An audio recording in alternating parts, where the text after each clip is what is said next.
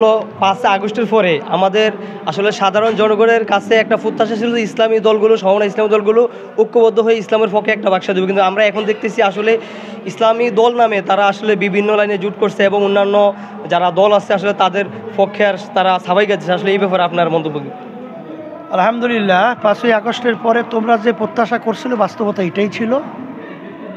এখন অন্য ইসলামী দলগুলো সমমনা দলগুলো তারা কাদের সাথে জোট করছে এটা এখন পর্যন্ত আমাদের কাছে পরিষ্কার না। আমরা দেখতেছি যে এখনও আমাদের ইসলামী সমমনা দলগুলো সহ আমরা এক জায়গায় আছি আলহামদুলিল্লাহ, এবং আশা করি যে আমরা ইসলামী সমমনা দলগুলো সহ আমরা একটা বাক্স পাঠাতে পারবো ইনশাআল্লাহ, এই আশাবাদ ব্যক্ত করতেছি। তারপরে আমরা তো আমাদের সাধ্য অনুযায়ী আমরা ইসলাম দেশ মানবতার কল্যাণের জন্যে ইসলামী আন্দোলন বাংলাদেশ কাজ করতেছে। তা আমাদের চেষ্টা এখলাস নিয়ে এটা আমরা করতে থাকব। তারপরের মাঝখানে যদি কোনো ধরনের দুর্ঘটনা হয় এটা তো আর আমাদের দায়ের ভিতরে আমরা এটা নিতে পারবো না, আর এটা আমরা বলতেও পারবো না। তবে আমরা দোয়া করতেছি, চেষ্টাও করতেছি আল্লাহ যেন এই এখন যে 5ই আগস্টের পরে যে দেশ এবং ইসলাম মানবতার কল্যাণের যে একটা ক্ষেত্র তৈরি হয়েছে পক্ষে, এটা যেন আল্লাহ বাস্তবায়নের তৌফিক আমাদের সকলকে দান করে। এর জন্য আমাদের সকালের আন্তরিকতা চেষ্টা থাকতে হবে।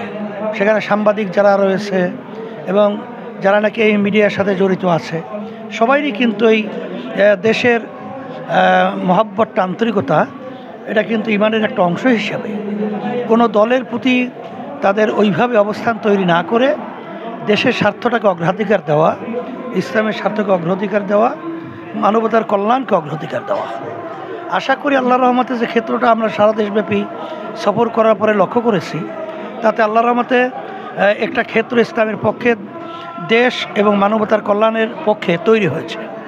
এবং আশা করি আমরা যদি যারা নাকি ক্ষমতা প্রেমিক রয়েছে, ফ্যাসিস্ট চরিত্রে রয়েছে, চাঁদাবাজ এবং যারা নাকি লক্ষ লক্ষ মানুষকে মিথ্যা কেসের মাধ্যমে তাদের সংসারকে বিরান করতেছে এবং আমাদের দেশের টাকা বিদেশে পাচার করে বেগমপাড়া তৈরি করে এই দেশটা একবার দুইবার না 5বার চোরের দিক থেকে দুর্নীতির দিকে ফাঁস বানিয়েছে।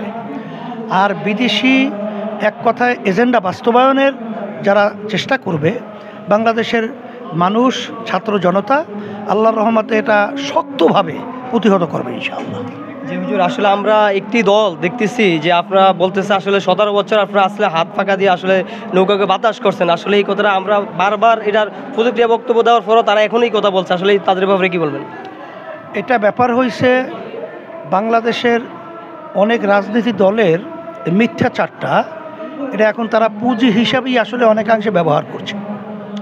রাত্রকে দিন বানানো, দিনকে রাত্র বানানো, আর যারা এরকম মিথ্যা যারা নাকি অভ্যাস তাদের মাধ্যমে কখনোই দেশ, জাতি, জনগণ তাদের মাধ্যমে কোনো কল্যাণ, এটা একটা অযৌক্তিক স্বপ্ন, এর চেয়েও মারাত্মক তাদের থেকে কল্যাণ আসতে পারে না।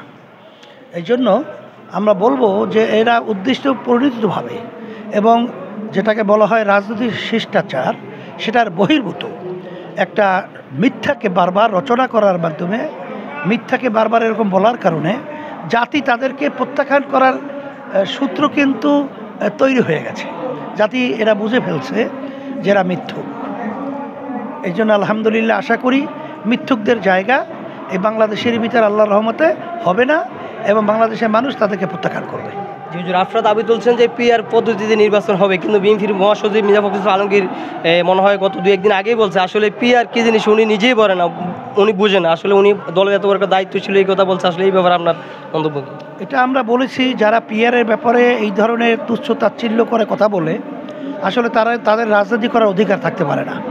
কারণ 91টি দেশের মধ্যে পিআর রয়েছে, আর যেখানেই পিআর আছে 2-1টা বিচ্ছিন্ন ঘটনা ছাড়া নেপাল সহ, কিন্তু যদিও নাকি এই আচরণগুলো থাকার পরেও তারা কিন্তু পিআরের পদ্ধতি থেকে ফিরে আসে নাই।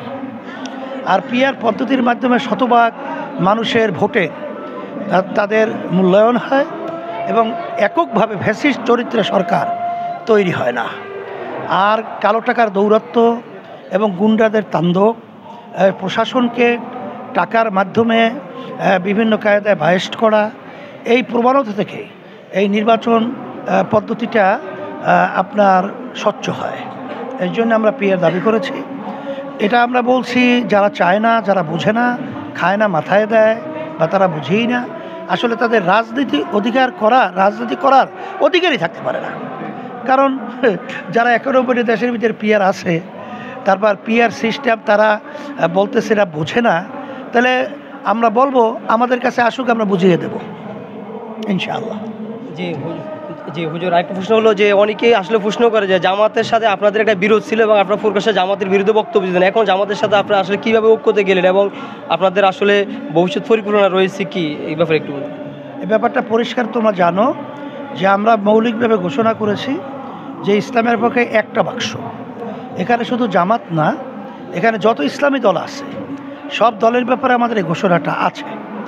সেখানে দেশের এবং ইসলামের মানুষের কল্যাণের জন্যে জামাতও ঘোষণা করছে ইসলামের পক্ষে একটা বাক্স, ইসলামী আন্দোলন বাংলাদেশ আমরাও ঘোষণা করছি একটা বাক্স। এবার বাংলাদেশ খেলাফত মজলিস মামুনুল হক সাহেব তিনিও ঘোষণা করছেন একটা বাক্স, নিজামী ইসলাম তারাও ঘোষণা করছে একটা বাক্স, ঐক্যজোট তারাও ঘোষণা করছে একটা বাক্স, তারপর বাংলাদেশ খেলাফত মজলিস আহমদ আব্দুল কাদের সাহেব সহ তারাও ঘোষণা করছে একটা বাক্স, খেলাফত আন্দোলনও ঘোষণা করছে একটা বাক্স। এখানে মূল ব্যাপার হলো আমরা দেশটাকে অগ্রাধিকার দেওয়ার জন্যে এখানে আমাদের সাথে কিন্তু এখন জাকপা, তারপর আমরা কিন্তু এনসিপি সহ অন্য অন্য যারা ইসলামী দল না তাদেরকেও কিন্তু আমরা একটা প্ল্যাটফর্মে ইসলাম এবং দেশ মানবতার কল্যাণের পক্ষে এটা আমরা আহ্বান করেছি। এটা দেশ এবং ইসলাম এবং মানবতার কল্যাণের জন্যে। এখানে নিছক শুধু জামাতকে না, বা জামাত এর ভিন্নভাবে আমরা আলোচনায় এটা আমরা আনিও নাই, আর এটা নজরে দেখিও না, আর এটা কোনো জোট না, এটা নির্বাচনী একটা সমঝোতা। এটা জামাতের মাধ্যমে জোট হওয়া, এটা বিভিন্ন মিডিয়ায় আসছে, এটা একটা অযৌক্তিক, এটা অবাস্তব কথা। আসলে আমরা কোনো জোট করি নাই, কারণ জোটের ব্যাপার আলাদা আর নির্বাচনী সমঝোতা আলাদা। জি ধন্যবাদ।